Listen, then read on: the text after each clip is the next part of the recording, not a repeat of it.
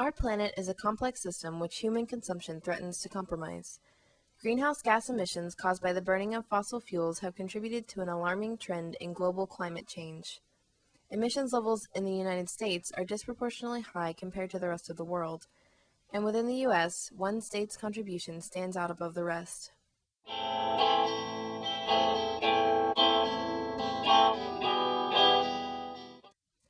Texas ranks number 1 in carbon emissions in the U.S. If it were a country of its own, it would globally rank number 7. We play a huge role in the amount of carbon dioxide that is emitted nationally. We are by far national champs. I mean, by far national champs. Past energy choices helped earn us that rank, and our population is still on the rise. Traditionally, we have relied on fossil fuels to provide the bulk of our energy. Fossil fuels supply just over 80% of total energy demand today, and based on our outlook, will supply about 80% of total energy demand in the year 2030. Oil will go down, gas will go up, coal will remain about the same. These global trends are reflected by population and energy growth in Texas. Jamie pointed out that global energy demand is going to go up 1.6%. ERCOT predicts that our energy demand in Texas is going to go up about 2.3%. One proposed solution for meeting future energy demands was fast-tracking permits for new coal power plants. Proponents say that is the best solution to meet the public's needs. Delaying the decision to build the new plants may lead to longer reliance on old, dirty units, and coal companies claim that new plants will be up to 80% cleaner than the average coal power plant. Proponents also argue that if Texas does not build more coal plants soon, it will face an energy crisis that may lead to statewide rolling blackouts. Although coal is one proposed solution, the public reaction suggests that support for coal is far from unanimous. When you look at coal, you have to look at the entire life cycle of coal. From the moment that you dig it up out of the ground is a very polluting process.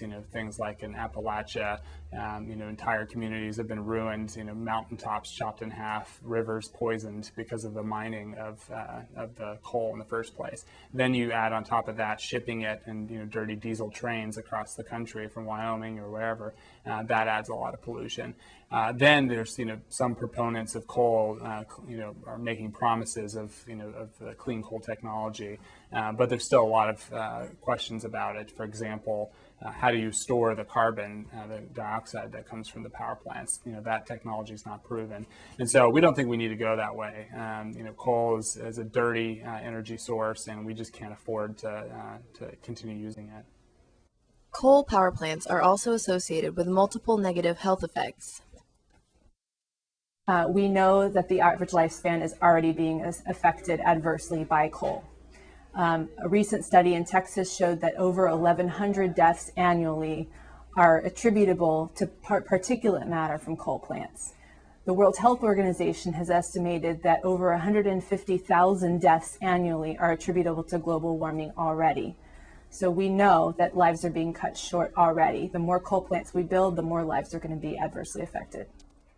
Well, there's just a new study that came out from researchers at UT that found that here in the Austin area, our smog pollution is going to increase. We are just barely meeting federal air quality standards today. The study from UT shows that with these coal plants, we're going to go up to a level where we violate the law, and that's going to come with significant sanctions from the federal government.